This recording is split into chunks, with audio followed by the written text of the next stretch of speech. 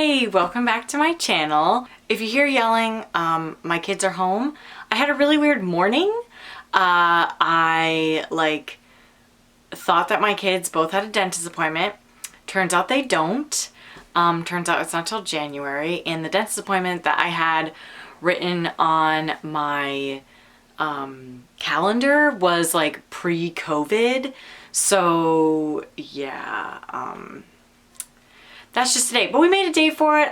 We went and got like some winter boots. We got some winter stuff because if you don't go now, at least in where I live, you know, everything is gone. And weaning has just made my brain like crazy. Also, I got these cute little scrunchies from Target. So if you see like a horn, that's not a devil's horn. It's just my hair thing, and my hair is kind of weird. I feel like I don't have my hair up a lot in my videos, so I don't know, just lately I've been wearing it this way. Also, I got this like hoodie kind of sweatshirt thing, even though it doesn't have like a hood, at Target, and I love it. It's like so comfortable, and I love this like berry color. It's picking up a little bit redder on camera, but it's more of like a berry. Anyways, so you guys are here today to see, or to hear and see, I guess, about what, you know, how do I pumping and going back to work? Like, how do I do that? What do I do? I get a lot of DMs from you guys, like asking that question, like, oh, I'm going back to work. You know, when should I start pumping? Like, how do I get like a stash? Like, what's been going, you know, how do I do that? So kind of my tips and tricks on it, some options on what you can do. You know, this can pertain to people who are chest feeding and exclusively pumping. Yeah, if you're interested in that, just stay tuned. And I did want to say thank you to all of our new subscribers. If you're new, I'm Kim. I am an exclusive pumper, slowly weaning. If you haven't seen any of my weaning videos, I'll link them up above. I was a gestational surrogate. A lot of my surrogacy videos are linked in the description box if you're interested. And I have 2 boys of my own. My oldest is 6 and my youngest is 3. We are currently in the process of looking for our very first home. We're also in a pandemic, so that's fun. Or I'm also studying to get my IBCLC. So it's, you know, just a lot of fun things going on. So we'd love to have you subscribe and join the group. We are starting to get a ton of subscribers, and I love it, and I love it. It's awesome. Okay. So the first thing that you want to do going back to work and pumping is you want to give your, you know, boss, your work, a ring-a-ling on the phone or a text, you know, however you communicate, email. You want to tell them that you're coming back to work and that you will be pumping. And you want to make sure that you know if your workplace has a restriction on pumping, which they should not because it's pretty much against the law. Some states, this only mainly pertains to the US, but I do know that most other countries are way more supportive of breastfeeding than the US is, which is really sad, but that's for a whole nother video. You want to see what the dynamics are there. What's going on? You know, do they have a pumping room for you? Can you pump at your desk? If you don't have a desk job, like say you're a nurse or you're on your feet, you work in retail, you want to know, you know, am I going to be given ample time to pump? You should actually be pumping on the clock. You should not be pumping you know, having to clock out to do that. That is kind of like different from state to state. So you can, you know, definitely look up your like bylaws for breastfeeding in your state. But I know in New Hampshire, like you should be pumping on the clock. You should not be clocking out. So that's like a fairly new kind of thing. I'm sorry if like the lighting is changing. It's just, you know, whatever. And my kids are screaming. So you want to figure out those dynamics. And then if there is a pumping room for you, you want to make sure that this is an actual room and not a bathroom or like this mini closet that you're like this in, because that's illegal. They need to give you a room with a plug, a chair, and like a table. Preferably, they need to give you space like a fridge. It doesn't necessarily need to be in that room, but it needs to be accessible to you. If it's at your desk, you need to be able to you know, like have all of your parts and stuff there, you know, readily available. So kind of start that ball rolling just so that your work like understands, okay, you know, she's coming back, she's going to be pumping. Then the next thing that you want to do is you want to stock up on a couple parts. So you want to get at least 2 or 3 sets of pump parts. You want to make sure that you have a hands-free bra. I'll have like a couple things linked down below. My favorite one is the pump strap. If you guys have been here forever, you guys know I love the pump strap, and that's the only one that I use. So I'll link it down below. Another thing that you want to make sure that you have is any of the Sarah Wells cold golds. You can totally splurge for one of those, which I highly recommend, or you can just use a Ziploc bag. But you want to like bring all of your parts to your work in that Ziploc bag, just so that they don't get dirty or like, you know, touched by coworkers. If they're like, oh, you know, how's the baby? And they're like giving you a hug, even though it's COVID and we shouldn't be hugging, but you know, it's hard.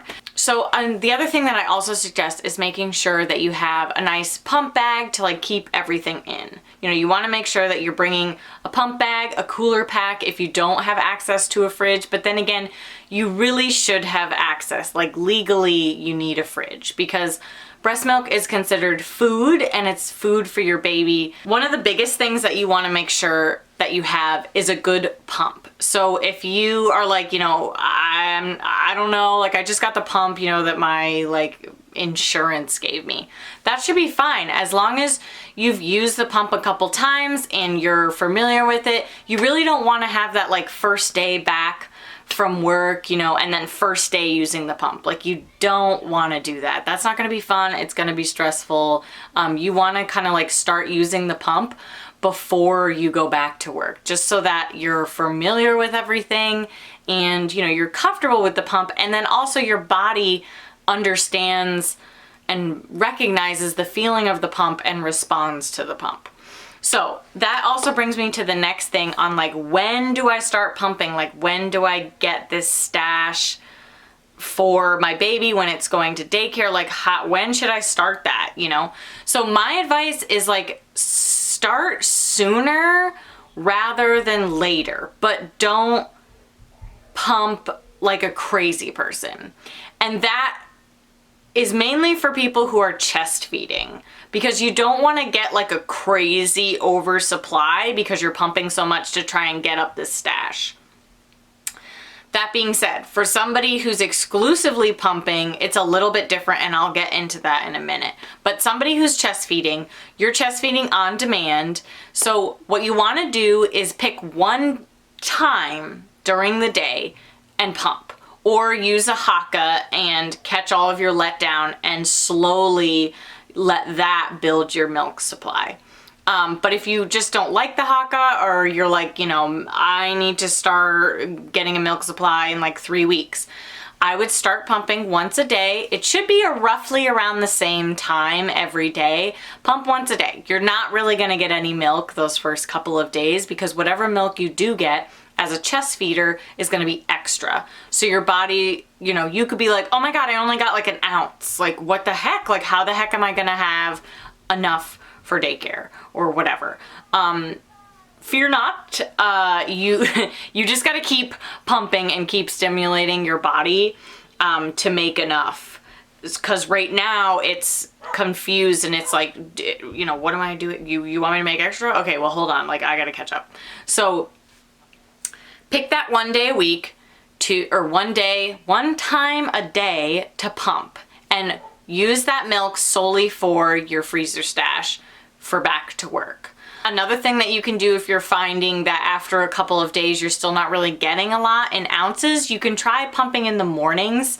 That's like usually when your hormones are at their highest, so you're gonna make more milk in the mornings than say at the evenings or even in midday. So you could try that. Another thing is the Haka, like I said, when you're nursing, at every feed, catch that other letdown and slowly use that to help build up your stash. So you have this nice stash, you know, you're like, okay, like I'm feeling good about this. Now that you're at work, when do you pump? Like, how long should I pump? Like, when do I pump? I don't know when to pump. So you're freaking out. Don't do that.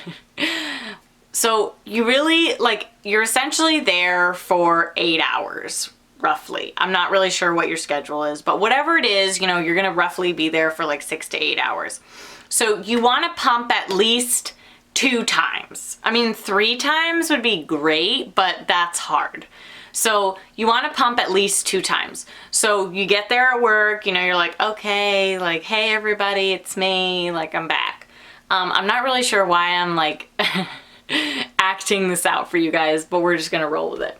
So I would pump at my lunch break, or a little bit before. So like maybe 10 o'clock, you know, take your little 20 to 30 minute pump break, pump, put all your parts in your Ziploc bags, stick them in the freezer. I mean, stick them in the freezer. Jesus, don't stick them in the freezer. Stick them in the fridge. You know, wash your flange, rinse that out, and put that out either on your desk or somewhere where it can dry. And then your milk can go in the fridge or with your cooler. So, you know, you can pump a little bit before your lunch break. You can pump on your lunch break. But sometimes I found like pumping on your lunch break really makes you rush because you're like, okay, I have to pump and eat. I would say, like, if you can, try and pump before your lunch break, so then when you're on your lunch break, you can actually relax and, you know, eat without causing like an ER visit from choking or something.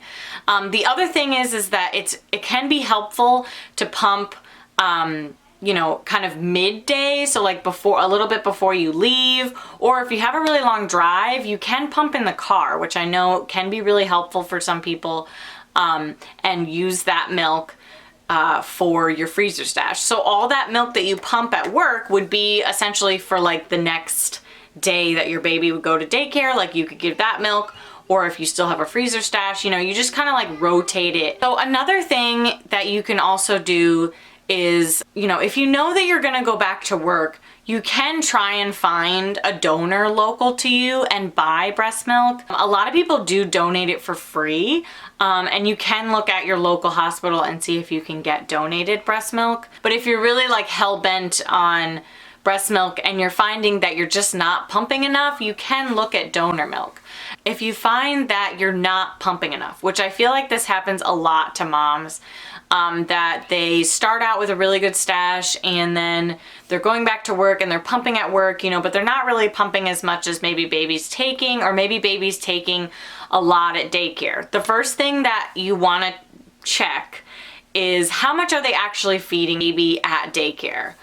Is it how much that you would feed them? Like, do you think they're overfeeding them? Is baby really fussy? Like, does it actually seem like baby isn't getting enough? So, you know, you can ask about wet diapers, like, okay, so you've used up the 2 bottles I've given. Does she still have wet diapers, or have they been really dry? If they still have been wet, then I would say it could be an overfeeding thing. And baby could also be adjusting to not being with you as well, and the bottle comforting to them. Another thing, which I just found out about this like a year or 2 ago, is paste bottle feeding. I will have a link to it down below, but I'll describe it a little bit to you. So if you're a chest feeder, and you're going back to work and you want to obviously have bottles for them at daycare or whoever's watching the baby, what you can do so that baby doesn't get like nipple confusion, which it's not really confusion, it's more like nipple preference, because they end up preferring the bottle over the nipple because it's easier to take the bottle than the nipple. But if you want to avoid that, try paced bottle feeding. It's essentially where you're feeding the baby and you want to feed them upright as much as you can, you know, without like causing air bubbles. So you're feeding them and then you're taking the bottle away for a couple seconds, really. And then you're giving it back, feeding them for a little bit, taking it away, you know, maybe burping them. And you just keep doing that. You just keep, it's not, the only thing that you're not doing is just holding it there the whole time. So you're just taking it away so that they're just kind of like, oh, okay, I guess I have to wait. Like, it's not as fun. And a lot of moms also worry, is my supply going to tank? As long as you keep up with pumping and pump roughly when baby would normally feed, if you can, while you're working, you should be fine. If you are finding that your supply is tanking, or you feel like it's tanking, or, you know, lowering, I don't know why I'm saying tanking, just add another pump in if you can, or do lots of skin to skin with baby, lots of cuddling. That can also help bring back your supply. The mother's milk tea is super, super helpful. Try adding more calories to your diet, more water. You know, there's a lot of different things that you can do to also like help your supply in that sense. Try not to stress too much about going back to work. I know that it can be really, really hard because you're away from your baby and pumping, and maybe you don't really like pumping, and you know, you would rather chest feed, but you have to go back to work. Just try and remind yourself, like, this is only temporary, and you know, you're not going to be breastfeeding and pumping for the rest of your life. So, you know, and every ounce that you get is just even better for your baby's diet and even better for yourself. So, you know, try and keep those things in mind. It can also help to have a video or pictures of your baby while pumping to help stimulate letdown. I highly recommend any of those LaVie products. You guys know they are one of my favorite breastfeeding products on the market, and I do have a coupon code with them. I will link that down below, where you can get 10% off. It is an affiliate code, but it's completely free for you guys to use. So thank you to all of you guys who actually do use my code. It means a lot, and it does support my channel. Oh, and I almost forgot to mention people who are like exclusively pumping and going back to work. So essentially with that is, it's a lot easier in a way because you kind of just keep the same schedule that you have when you were at home. The only thing is you might have to space out your pumps a little bit more because, you know, you'll be working. You can't just like sit down every 3 hours. So you might only be able to get 2 or 3 pumps in. So I think that I've rambled enough in this video. I hope it was informative for you guys. If you have any questions about going back to work and pumping, comment them below. I love hearing those questions, and pretty soon I will be doing some pretty big D-stash videos. So if you're new to this channel, definitely subscribe so you can get in on that. I'm also going to be doing a bunch of giveaways soon with some of my D-stash products. So yeah, I am super excited, and those will be coming soon to you guys. And I just want to thank you again for subscribing and watching my content. It means a lot, and I want to do like another kind of about me video pretty soon because I feel like we have so many subscribers, and I'm not really somebody who like has an intro, I guess.